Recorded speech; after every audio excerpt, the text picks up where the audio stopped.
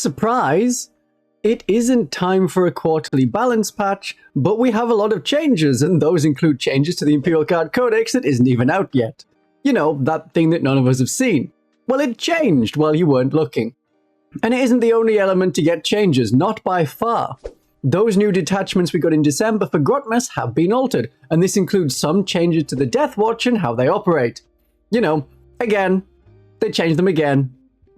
That's what you do with the Deathwatch, multiple times every edition. So are you ready to find out what tactics are no longer valid? Yeah, let's get into it. Oh, okay. Everyone shut up for a second. After a year and a half, Games Workshop has finally noticed that the Fortis Kill Team Chainsword hits on a 4+, and has corrected it to a 3+. Yay! I would praise them, except it has taken far too long, and there have been so many opportunities to fix this before now that this is homework turned in so late, you have a different teacher and will be at another school next year. Glorious! And the Talon Strike Handflamer is now recognized as a pistol. Good to know. Good to ignore anyway, because we take plasma pistols. What else has changed and what is clarified? We have nothing to clarify on the kill team rule, because if you add a character, how does toughness work then? If the Talon Strike kill team has 5 heavy lads and 5 slightly less heavy lads, we know it's toughness 6, equal number of models, different toughnesses, so you pick the highest as per the kill team rule. If you add in a captain with jump pack, that is now a unit with 11 models, 6 at toughness 4, 5 at toughness 6. Some people play it as a calculation for the bodyguard only. I don't. So to me, the unit would be toughness 4 at this time. The kill team rule is a rule based on keywords, and units share all keywords between bodyguard and leader. It is how Psyker works. It is how the Biosanctic Brute Surge gives the Biofig as keyword to Acolyte models. So there's no FAQ on that frequently asked question. But I would determine it as you go with the majority toughness, and that includes calculating characters into that mix.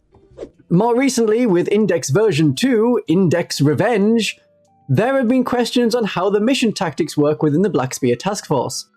Adeptus Astartes units can have sustained hits, lethal hits, or a little bit of precision, but you don't automatically get to. Only kill teams with the Mission Tactics faction keyword get the bonus. With the Adaptive Tactics Stratagem, one Adeptus Astartes unit from your army can get the bonus of their choice. They are eligible to as Adeptus Astartes, but they don't automatically get it. Kill Team Cassius cannot get it because they are an Imperial Agent's allies. So we come to the next change.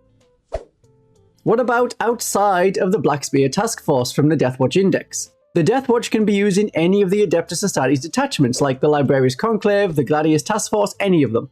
At least, the ones from the Codex, and that Grotmas Index. Not Blood Angels ones, not Dark Angels ones. Previously, we were without limits on the units we could take and could mix Adeptus Astartes Deathwatch and Imperial Agents Deathwatch as long as we were outside the Black Spear Task Force. This led to potential shenanigans with our flyer, because the Agents flyer can fit more Deathwatch models than the Deathwatch flyer from the Index. Well, now there is the same limit as within the Black Spear Task Force. No Imperial Agents Deathwatch apart from Kill Team Cassius. So the only way to have the Great Proteus Kill Team is to play Imperial Agents version of Deathwatch from the Imperial Agents Codex and their associated PDFs. There is no clarification if taking Imperial Agents Deathwatch as allies for your Salamander's army would stop the +1 to wound from Oath of Moment. They have the Deathwatch keyword, but are not Adeptus Astartes Deathwatch, which seems to be the indicator. It's about chapter keywords, not unit keywords.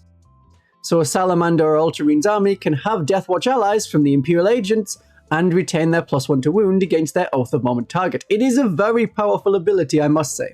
The Deathwatch allies wouldn't get the Oath of Moment bonus just at all, as they are not Adeptus Astartes and don't have Oath of Moment as a rule. So some good news for Deathwatch, but not all the clarifications we wanted. The Grotmases that have changed. The changes to other Grotmas detachments are mostly clearing up rules oopsies. Chaos Knights cannot crush enemy cultists to get their detachment bonus. It has to be friendly ones. The Admech cannot pick any unit from their army.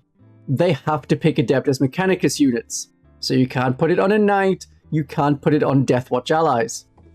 Oh, the Tau had a little bit of an update that isn't to do with Grotmas. The Tower Thurls remembered the name of the thing they're meant to care about. The greater good. But the big surprise is an update in the Balance Dataslate, which has been rebalanced outside of December. So Bonded Heroes, the detachment rule for the Crisis Battlesuit Retaliation Cadre, they improve their armor penetration if they're within 9 inches of an enemy, not within 6 inches, because their ability to deep strike close was of course moved to be at least 6 inches away, which stopped them getting the extra armor penetration which required models to be within 6 inches. So that change snuck in there, and now the detachment works more like how it did before. And Necron's got a rebalance under the guise of an FAQ. Their detachment is looking like the strongest one of the Grotmas detachments.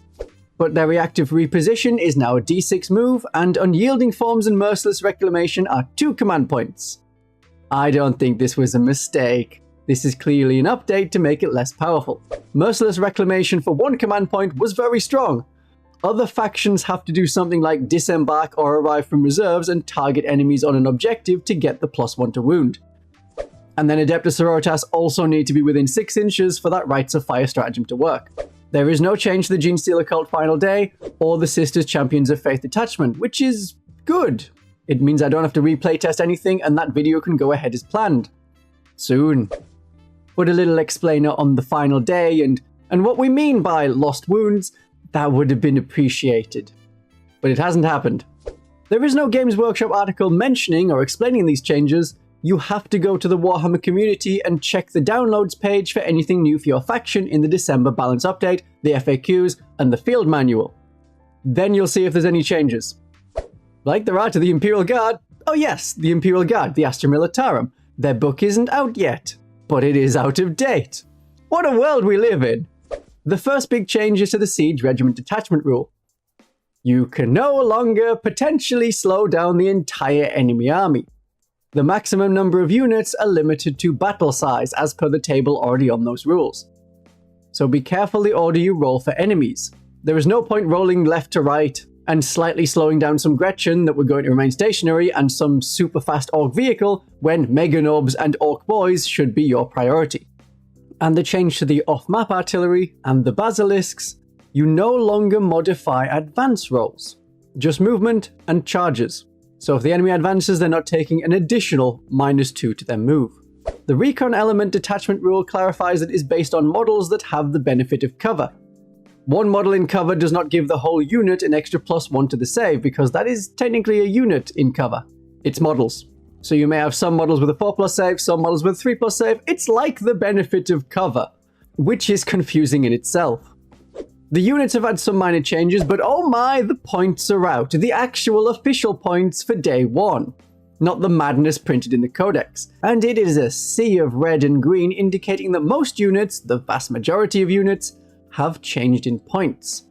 Worthy of note, the big artillery team is only 5 points fewer than the field ordnance battery, which gives you 2 big guns.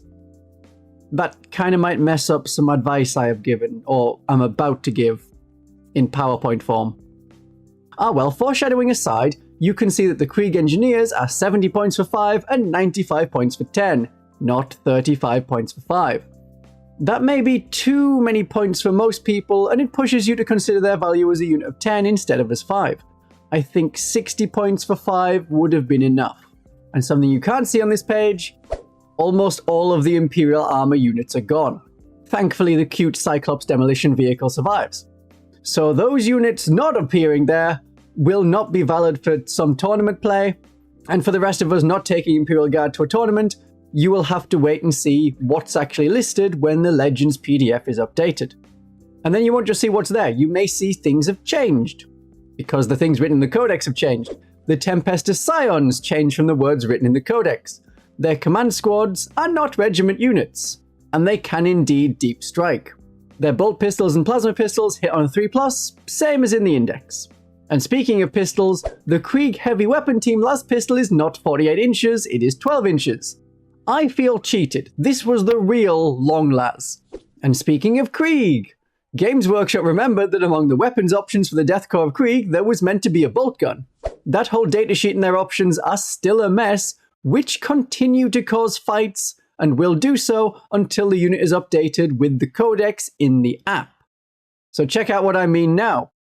And have a great day of surprisingly updated 40k.